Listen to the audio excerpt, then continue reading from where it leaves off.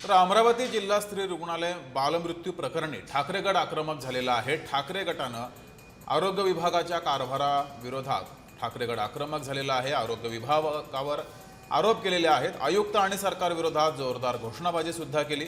थेट आरोग्य आयुक्तांच्या कार्यपद्धतीवर ठाकरे गटानं प्रश्नचिन्ह उपस्थित केले।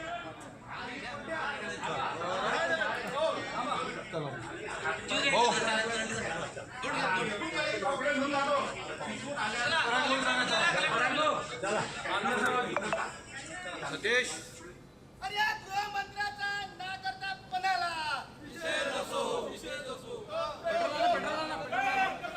ठाकरे गट आक्रमक झालेला आहे। या दुर्घटनेमध्ये 3 बालकांचा मृत्यू झाला होता आणि त्यानंतर ठाकरे गटाने या ठिकाणी आंदोलन केलेलं आहे। आयुक्तांच्या विरोधात जोरदार घोषणाबाजी सुद्धा केली आहे।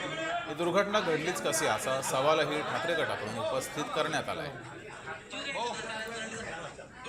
आरोग्य विभागाच्या कारभाराविरोधात हे प्रश्नचिन्ह त्यांनी उपस्थित केलेले आहेत। आयुक्त संजय काटकर आणि सरकार विरोधात जोरदार घोषणाबाजी सुद्धा करण्यात आली। आरोग्य विभागाच्या कारभाराविरोधात ठाकरे गटानं आक्रमक भूमिका घेतली आहे। आरोग्य व्यवस्थेतील त्रुटी आणि प्रशासकीय दिरंगाईवर सुद्धा प्रश्नचिन्ह उपस्थित केले। काहीही मांडण्याच्या आधी पहिल्यांदा हे सांगितलं पाहिजे की मी एक आई आहे आणि आई म्हणून दुसऱ्या आईच्या वेदना संवेदना मी समजू शकते।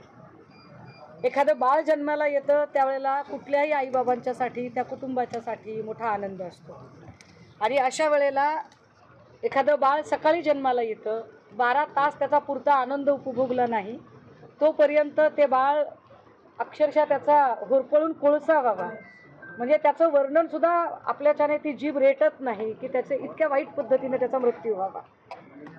आणि म्हणून शिवसेना उद्धव बाळासाहेब ठाकरे पक्षाच्या वतीने पक्षप्रमुख सन्मान्य उद्धव साहेबांनी या संपूर्ण घटनेची माहिती घेण्यासाठी म्हणून पक्षाच्या वतीने जी टीम पाठवली होती, ज्याच्यामध्ये सन्माननीय आमदार नितीन बापू देशमुख, आमदार गजानन भाऊ लवटे आणि मी आणि आमचे सगळे पदाधिकारी ते उपस्थित आहेत।